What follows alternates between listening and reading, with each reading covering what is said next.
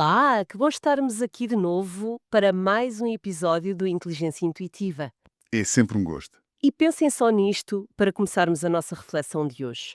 A mesma pessoa que nos faz uma canja quando estamos doentes, Aquela canjinha boa que sabe sempre bem. exato, aquela pessoa que tipo sabe o nosso número de contribuinte de cor e que nos ajuda a dobrar lençóis num domingo de manhã, é supostamente a exata mesma pessoa que nos deve provocar uma tempestade de paixão descontrolada. E imprevisível. Sim, imprevisível. E isto 20 anos depois. Quer dizer, biologicamente falando, isto é um enorme paradoxo. Como é que a pessoa que nos garante a maior segurança do mundo pode ser a mesma que nos traz o mistério e a incerteza de que o desejo precisa para arder? Pois essa imagem da canja de galinha versus a tempestade de paixão é o ponto de partida perfeito, porque ilustra muito bem aquele choque frontal entre a fantasia romântica que consumimos desde crianças. Aquela dos filmes de Hollywood, não é? Exatamente, os filmes, os livros, tudo isso choca com a mecânica real do cérebro humano. Na verdade, para muita gente isto pode ser um choque brutal de se ouvir em voz alta, é perfeitamente possível amar profundamente uma pessoa e não sentir a mais pequena faísca de desejo físico por ela. Uau! Dito assim, sua. Soa forte, eu sei, mas é a realidade.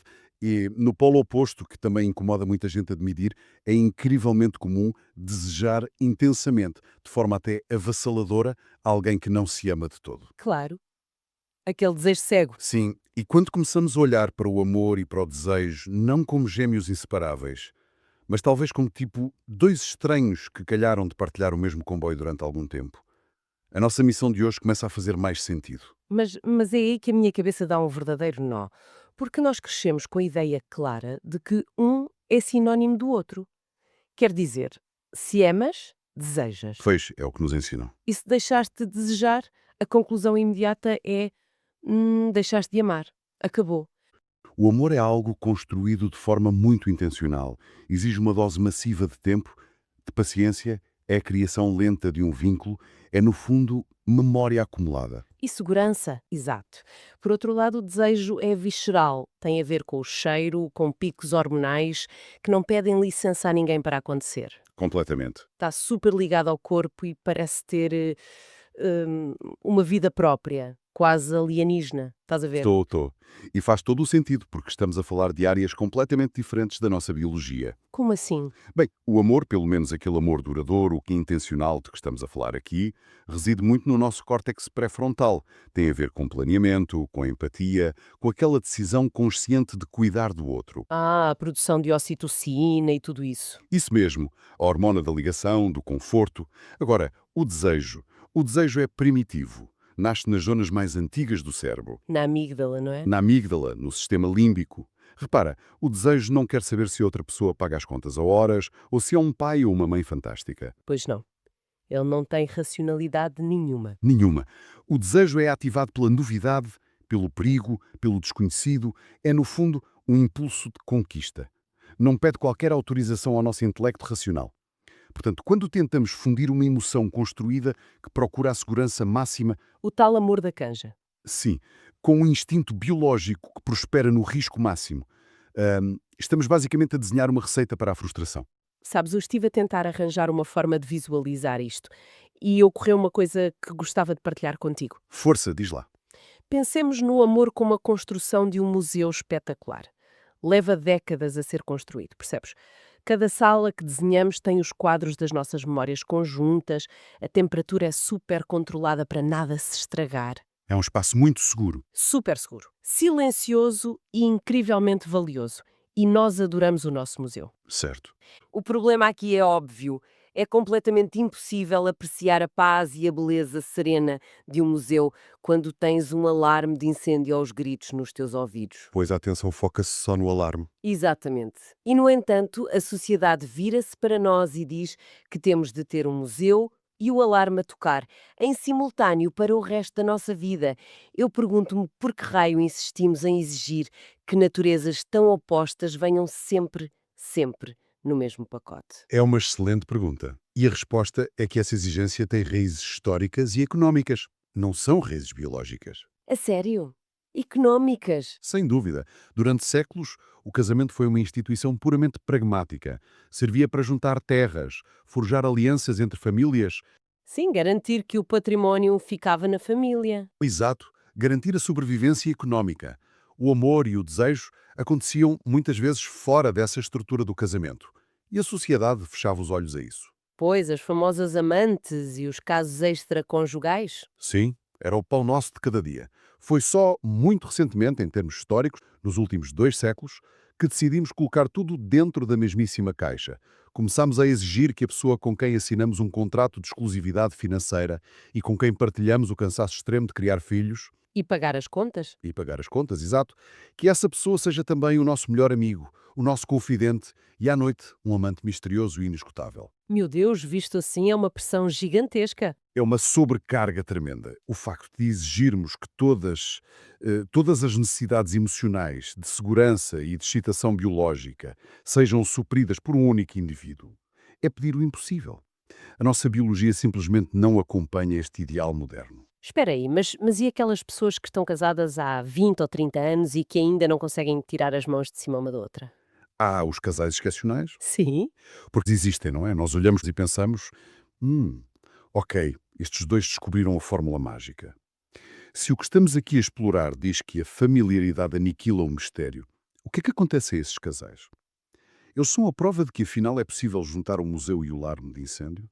A existência desses casais é inegável, sim. Eles existem. Passam lado a lado pelas crises, pelas mudanças corporais, pelos afastamentos. Pelas reaproximações, exato, e a chama física nunca se apaga por completo. Mas há aqui um fator que precisamos de encarar com muita frontalidade. Que é qual? Isso é uma profunda raridade.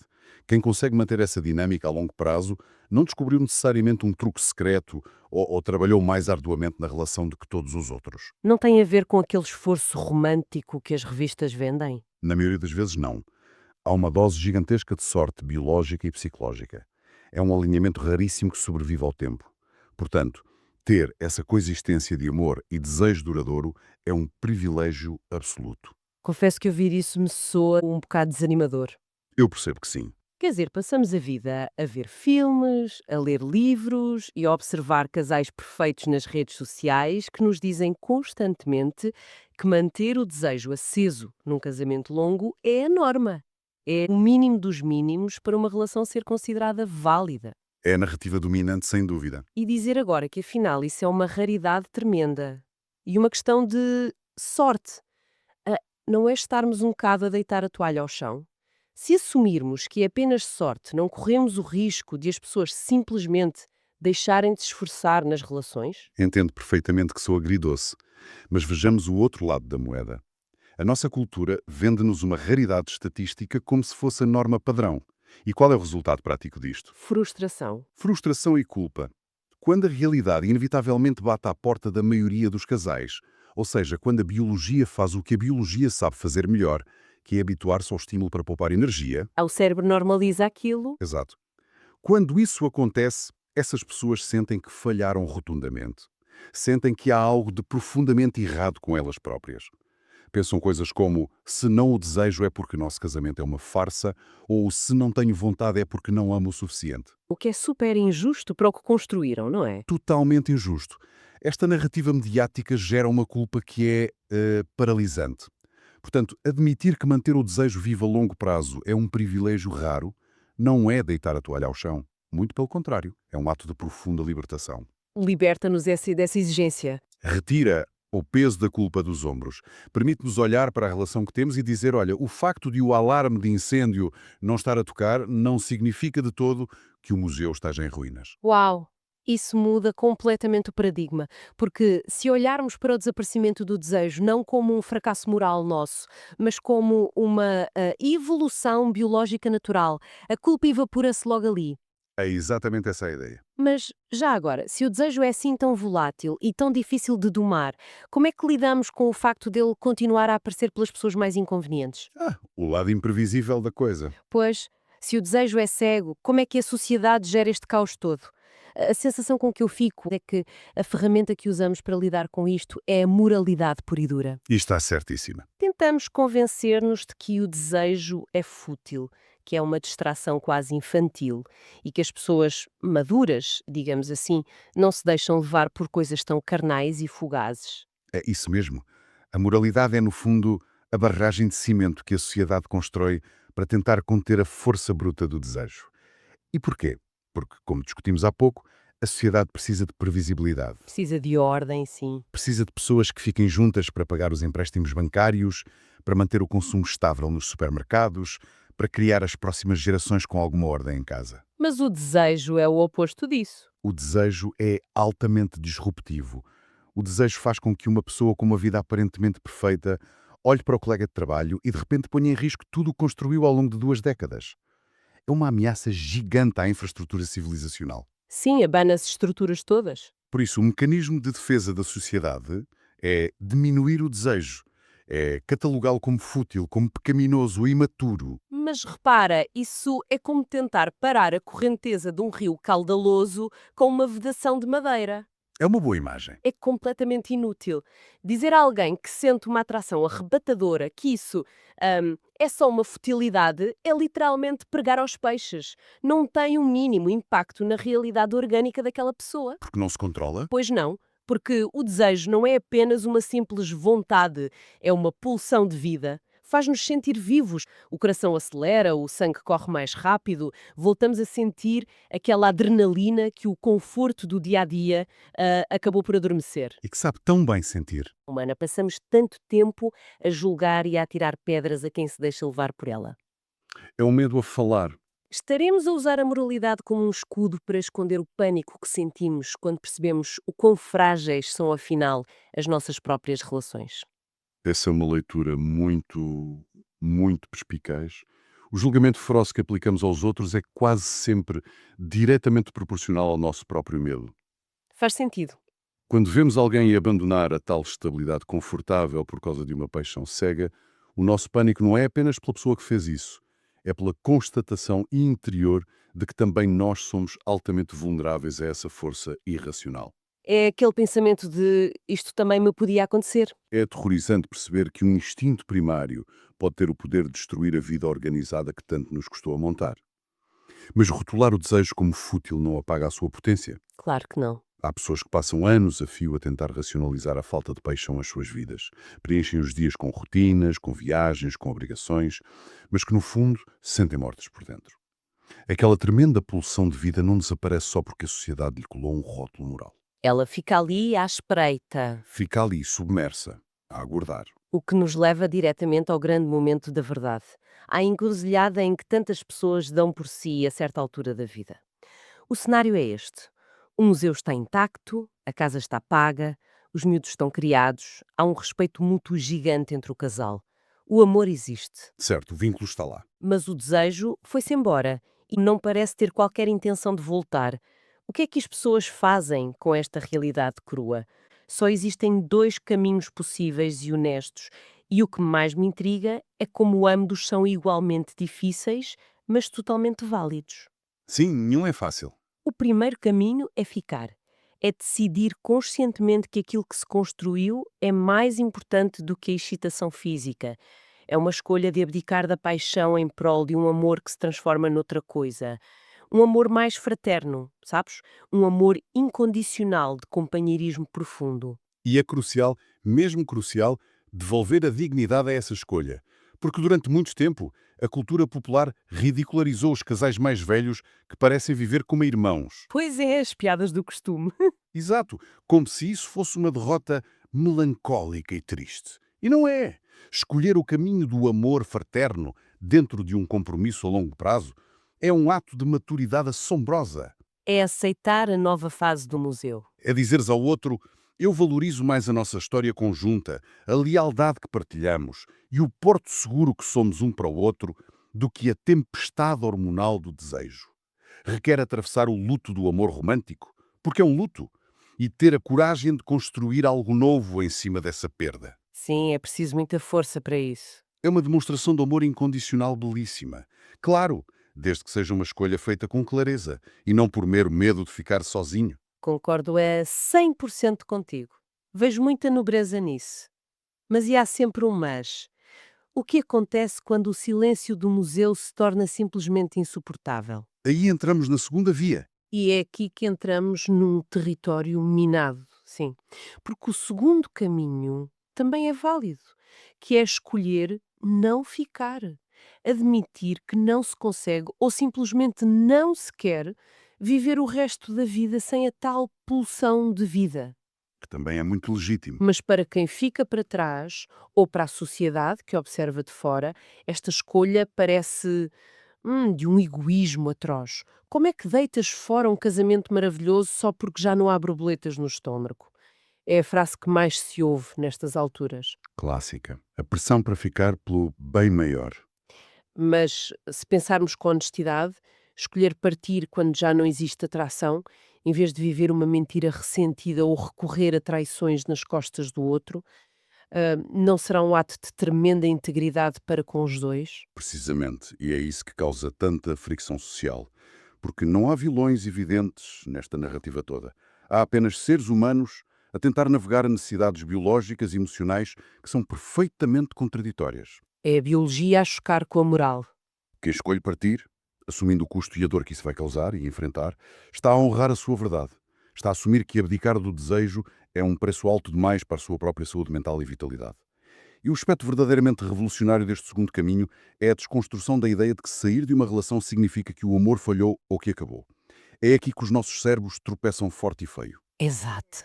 Olha, essa foi a ideia que me deixou literalmente olhar para o vazio a tentar processar tudo. É muito disruptivo. A revelação de que o amor pode perfeitamente não morrer mesmo depois do casal se separar fisicamente e seguir caminhos distintos. Isto destrói por completo aquela máxima tão tonta de que se acabou é porque nunca foi amor a sério.